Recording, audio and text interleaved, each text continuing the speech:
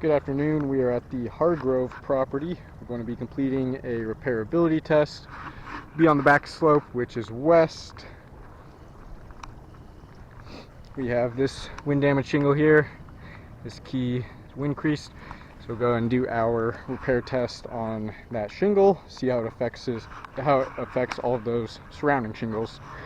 I'll give you an overview of all of those surrounding shingles before we get started, showing you the current condition.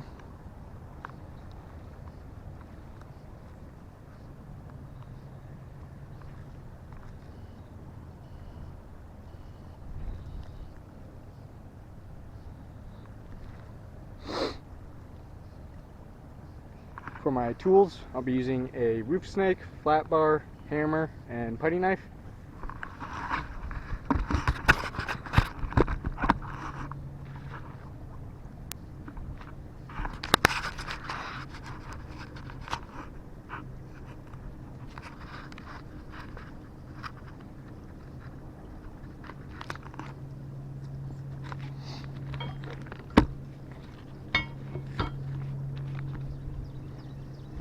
Alright, we'll get started by getting all of these shingles above unsealed. We'll use the putty knife to unseal the top shingles.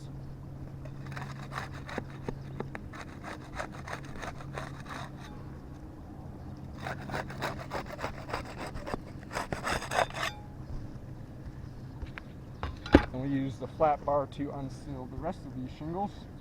See if there's any differences in those tools.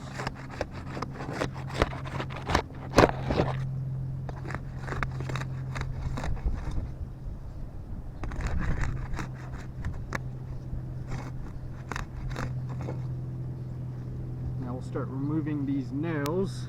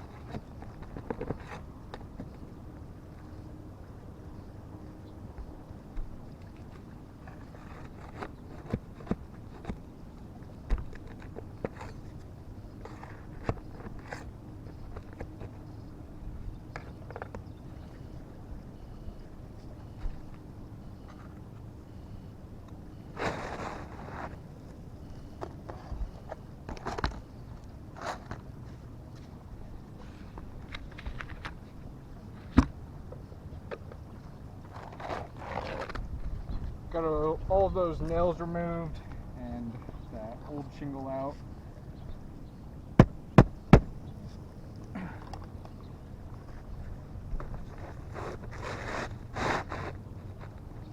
Slide this new shingle in, get it all lined up. Looks like there is going to be a slight size disparity. The shingles on this roof measure at a length of about 40 inches and 3/4, while the standard production shingles are at 39 1/4. So there's going to be a gap here.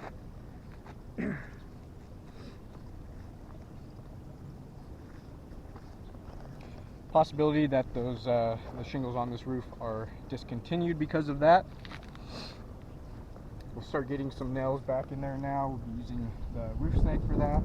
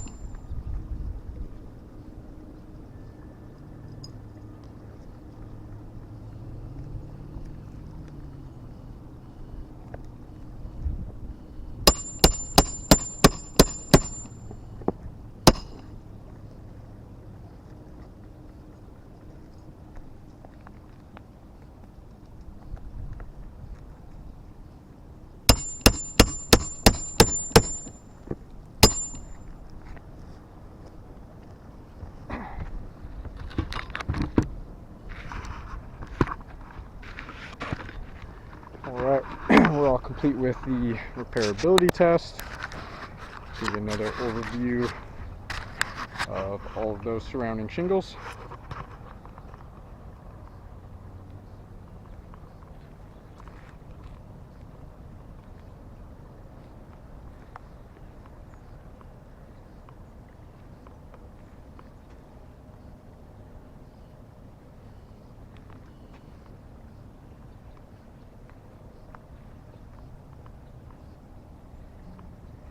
And we'll take a closer look at these shingles right above. You can notice some stress fractures along some of these. Got a stress fracture right along here.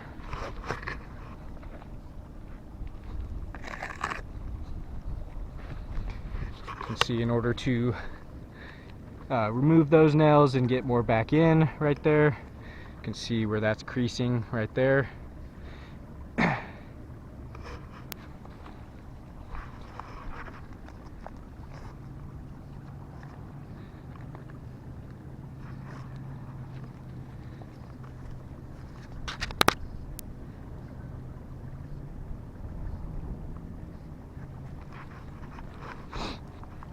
What those stress fractures are is the fiberglass matting on the shingle breaking, which is damaging the integrity of that shingle, and it's also going to be affecting its water shedding capabilities, as that matting on the shingle is the main component for that.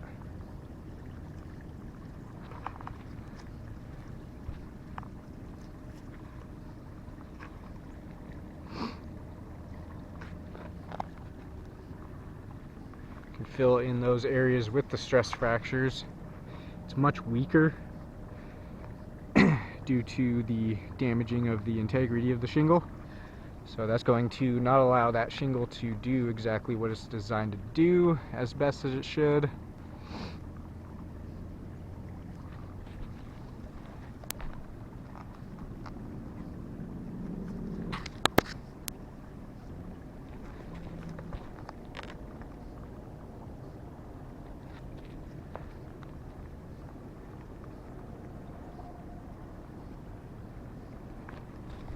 Take a look at any mat transfer underneath.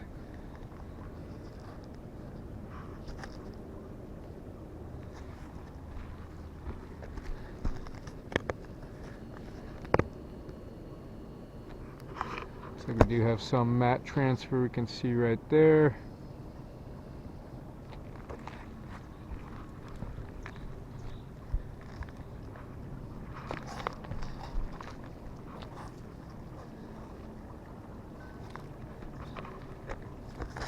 Some mat transfer there as well.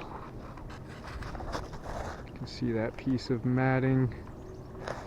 You should be able to see where that came from, the bottom of that shingle.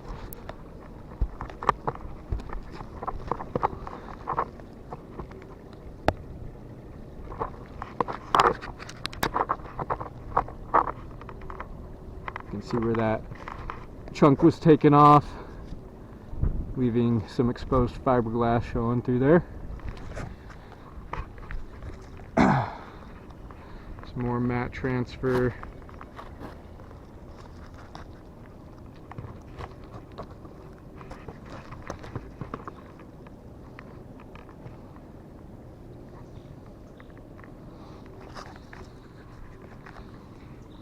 Check that damaged shingle, see if there's any mat transfer on there. Looks like we have a little bit right there.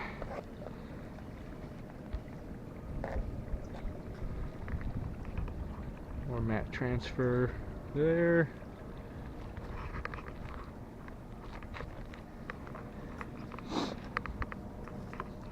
Should be able to see on the bottom of this shingle where that mat transfer came from, somewhere right around here. Yep, you can see it right there.